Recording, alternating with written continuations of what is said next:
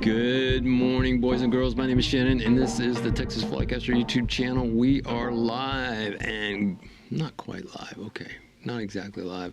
I wish we were live, but I've been having a lot of trouble getting myself lined up with the streaming.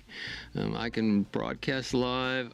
You know, the difference between broadcasting live and streaming is pretty close to the same thing, but it's not the same. So this is recorded on the day after Memorial Day, and I hope you remember what that's about. You know, if you ever wonder more about, you know, what all's going on in my world, well, I don't know why you would, but anyway, if you do, my Facebook thing, I despise Facebook, is SHANNONDRAWE. That's first and last name. You can just search it, find it, ask to be a friend, be an enemy, whatever you want to be, because I do a lot of just reposting there, but a lot of my advertising flows through for my fly line mats, flows through Facebook vis-a-vis Instagram. So you can always find my mats and more information on that on Instagram at Texas Flycaster Instagram account. Boys and girls, we got a problem with water here in north central Texas, and that is too much of it. So what I wanted to do is just stream of consciousness, as you can see, I'm just rattling, talk about the conditions here. A lot of the lakes are plus. They're over 100%. The USACE and whoever else quits measuring when they hit 100%. They don't go 101, 102, 103. It just is 100% of pool, which makes sense.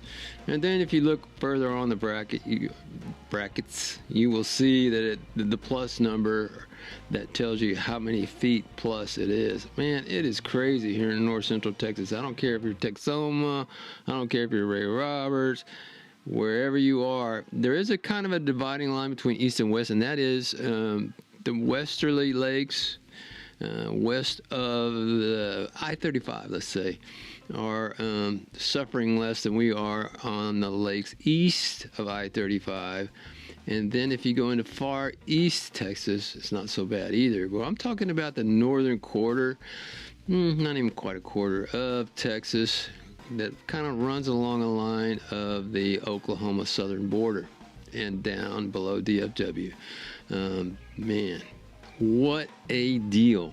It's really kind of shut down the spring action with too much water, and of course with that the releases cause a lot of problems for those guys who make their life the rivers below, like the Brazos River and such. It's been really hard, people. We've got some good numbers. I'll put that up on here as far as good as in accurate, not good as in good, on not only the lake levels. If you look across, you will see that there are the numbers for the dam releases at these lakes as well. It is unbelievable, and that is basically north central Texas. Now, if you move around, which I hope you do, it costs you gas money, and gas hasn't gotten any cheaper. You might look in places like Lake Fork. Got a friend over there for Lake Fork fly fishing, and I'll put a link to his YouTube channel right up there, and you can check him out. He's giving reports weekly right now because it is the heat of the moment right now. I know that a terrible song, heat of the moment. But anyway, he will keep you up to speed on fly fishing on Lake Fork and a couple of lakes around there that interest me even more. I went out with him last year. God, time flies by. Went out with him last year, and we pretty much put it on some hybrids. It was fun. Straight, hard fighting, fun. You know I love the H-bombs. Let me just tell you, okay, if you wanted to go and just put the slaughter on fish at the dam at Ray Roberts, I can't catch fish there, but I go and check the trash can.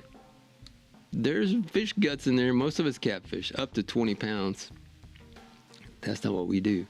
But there was definitely some sand bass and maybe a hybrid or two. So what's happening is those fish that were trapped last year in the upstream move, they did that again, and they'll be all gone pretty soon because of the log jams on the Elm Fork of the Trinity River between Ray Roberts and Highway 380, which sucks. You can see my website and know more about that. I'll put a link to that right up there and the information on that disaster.